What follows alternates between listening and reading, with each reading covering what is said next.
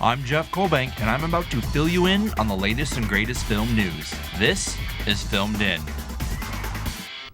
Ding dong merrily on high, movie fans. Some of you may already be a week into No Shave November, but for the rest of the country, we are being bombarded by Christmas commercials and Christmas-themed movies. Now, this week's movie shows us what happens when Santa puts a little green in our stocking, and I'm not talking about money. So, grab some Nutella and Cheetos to satisfy those munchies, and take a magic carpet ride with me as I review a very Harold and Kumar 3D Christmas. Pot, weed, Mary Jane, grass, herb, reefer, ganja, and wacky tobacco. These are just a few of the slang terms used for, depending on where you live, the illegal substance known as marijuana. This little plant has popped up in our pop culture over the past few decades and gains acceptance more and more with every passing year. The biggest reason for the gaining popularity of the plant that's safer than alcohol is its prevalence in mainstream films.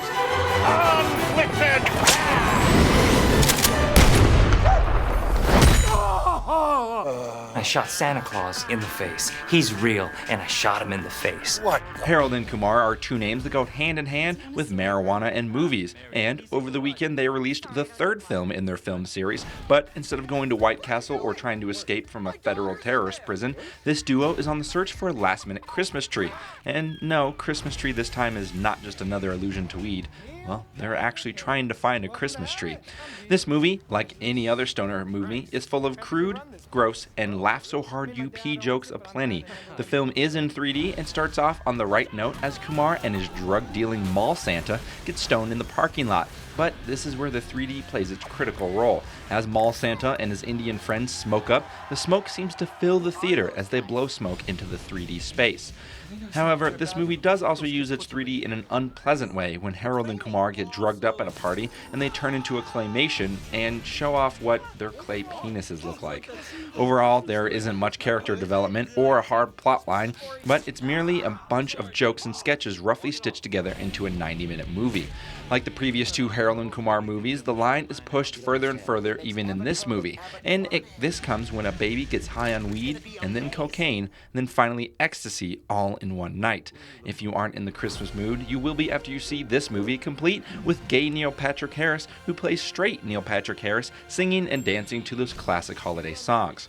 Fans and non-fans of stoner comedies should find this film very funny. You don't even need to be stoned to laugh your pants off. So, if you're looking for some distraction from the deep depression you have caused by the recent medical marijuana dispensaries ban, then light that legal, medically approved substance and be sure to see a very Harold and Kumar 3D Christmas, a film that I give the munchies a 4 out of 5. Now, next week, I'll be beginning my dive into Oscar-contending films with a movie based on the life of the director of the FBI from 1935 to 1972. Now, Leonardo DiCaprio is sure to bring his A-game with the support of director Clint Eastwood in the epic biopic J. Edgar. Today, our planet witnessed the largest and closest object to pass its skies in over 3 decades, an asteroid the size of an aircraft. Experts say the asteroid passed within 8/10 of the distance of the moon. Scientists believe the asteroid is capable of causing a 7-magnitude earthquake or a tsunami over 70 feet. NASA predicts that just a few hours ago, the asteroid came within 200,000 miles from Earth.